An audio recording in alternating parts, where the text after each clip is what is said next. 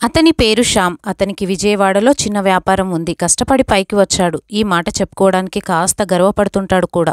ఎప్పటికైనా కోట్లకు పడగలెత్తుతానన్న నమ్మకం అతనిలో బలంగా ఉండేది. ఒక్కోసారి నాకు అనిపిస్తూ ఉంటుంది, బాగానే సంపాదించినా నేను చాలా నిరాడంబరంగా జీవిస్తున్నా కదా, బహుశా నాలాగా ఇంకెవరూ ఉండరేమో అని అంటూ ఉండేవాడు. అతను తనకు కారు కొనే సామర్థ్యం ఉన్నా, బైకుపై తిరుగుతున్నా, చిల్లయ్యేందుకు మలేషియా వెళ్లే స్థాయి ఉన్నా, ఏడాదికొకసారి గోవాకు వెళ్ళి వస్తుంటూ ఉన్నా, పెద్ద పెద్ద బార్లు రెస్టారెంట్లకు వెళ్ళాలని రూల్స్ ఏం పెట్టుకోను. నార్మల్గానే నా పని కానిచ్చుకుంటాను. రూపాయి ఖర్చు పెట్టాలంటే కాస్త ముందు వెనక ఆలోచిస్తూ ఉంటాను అని అందరికీ చెప్తూ ఉండేవాడు. కొద్ది రోజుల క్రితం ఫస్ట్ టైం శ్యామ్ 5,000 రూపాయలు పెట్టి వుడ్లాండ్ చెప్పులు కొన్నాడు. కాని పిల్లలు ఆడుకుంటూ ఒక చెప్పును కోసేశారు. ఇంత కాస్ట్లీ చెప్పుని పక్కన వేయడం ఇష్టం లేక కుట్టిద్దామనుకున్నాడు. కాని విజయవాడలో చెప్పులు కుట్టేవాడిని పట్టుకోవడం పెద్ద టాస్క్గా అయిపోయింది. శ్యామ్ ఓ ఆదివారం మటన్ తీసుకురావడానికి వెళ్తుంటే అయ్యప్ప నగర్ రోడ్డులో పక్కన ఉండే ఒక చెట్టు కింద ఓ పెద్దాయన చెప్పులు కుడుతూ కనిపించాడు. అమ్మయ్య, వారం రోజుల నుండి వెతుకుతుంటే ఇవాళ దొరికాడు అనుకున్నాడు. ఆయన దగ్గరికి వెళ్ళి, ఓ పెద్దాయన, ఎప్పటిదాకా ఉంటావు ఇక్కడ అని అడిగాడు. మధ్యాహ్నం 1 గంట దాకా ఉంటానయ్యా. ఆ తర్వాత భోజనానికి వెళ్ళి మళ్ళీ 3 గంటలకు వస్తా. పొద్దుపోయేదాకా ఇక్కడే ఉంటా అని చెప్పాడు. సర్లే అనుకుని మటన్ తీసుకుని వెళ్ళి ఇంట్లో వండించుకొని శుభ్రంగా తిన్నాడు. కాసేపు కునుకు తీసి మధ్యాహ్నం 3 గంటలకు తీరిగ్గా ఆయన పెద్దాయన దగ్గరికి వెళ్ళాడు. ఏం పెద్దాయనా, ఆదివారం కూడా పనిచేస్తున్నావు అంటూ తన దగ్గర ఉన్న తెగిన చెప్పుని ఆయన చేతిలో పెట్టాడు. ఆ చెప్పు చూసి, బాగా తెగిపోయిందయ్యా, కుట్టడానికి కాస్త టైం పడుతుంది అని అన్నాడు. సర్లే, ఈరోజు ఆదివారమే కదా, నాకు కూడా పెద్దగా పనేం లేదు, నువ్వు కుట్టు, కాసేపు ఇక్కడే కూర్చుంటా అని చెప్పి ఆ చెట్టు కింద కూలబడ్డాడు. ఖాళీగానే ఉన్నాను కదా అని అతనితో మాటలు కలిపాడు. ఏం పెద్దాయనా, ఎన్నాళ్ళ నుంచి చెప్పులు కుడుతున్నావు అని అడిగాడు.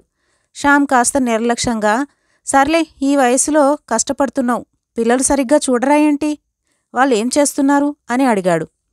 మా కొడుకు ఇంజనీరింగ్ చదివి అమెరికాలో ఉద్యోగం చేస్తున్నాడయ్యా, అల్లుడు బ్యాంక్ ఉద్యోగి అని ఆ పెద్దాయన చెప్పగానే మటన్ తిని మంగుగా ఉన్న శ్యామ్ బుర్ర తిరిగిపోయింది.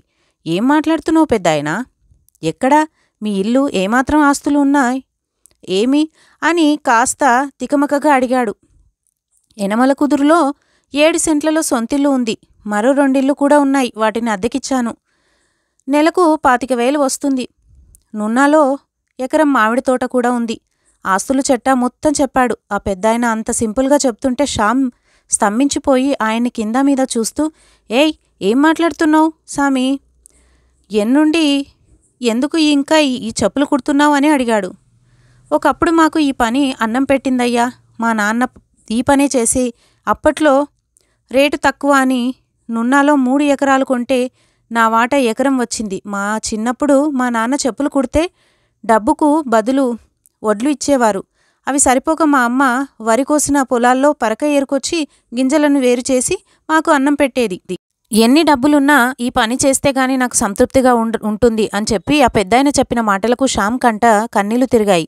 మీరు ఎప్పుడైనా రండి, ఉదయం 9 గంటల నుండి రాత్రి 7 దాకా ఇక్కడే ఉంటానని చెప్తూ కుట్టిన చెప్పును చేతిలో పెట్టాడు.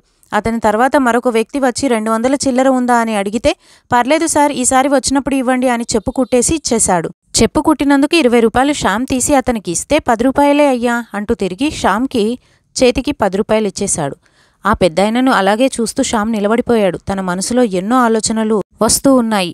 ఆ పెద్దాయనకు వెనక కావలసినంత డబ్బు ఉందన్న ధీమా లేదు. ఒకరోజు పూట గడవకపోతే ఏం కాదులే అనే ఆలోచన లేదు. అందుకే ఆదివారం కూడా ఇక్కడే చెప్పులు కుడుతూ కూర్చున్నాడు. మనకు సింపుల్గా ఉండే ధనవంతులు రోల్ మోడల్ సుధా నారాయణమూర్తి, సాదాసీదా నేత చీర కట్టుకుంటే అదొక ఆశ్చర్యం మనకి. సెలబ్రిటీలు ఒక రోడ్డు పక్కన డాబాలో తింటే అది ఒక అద్భుతం.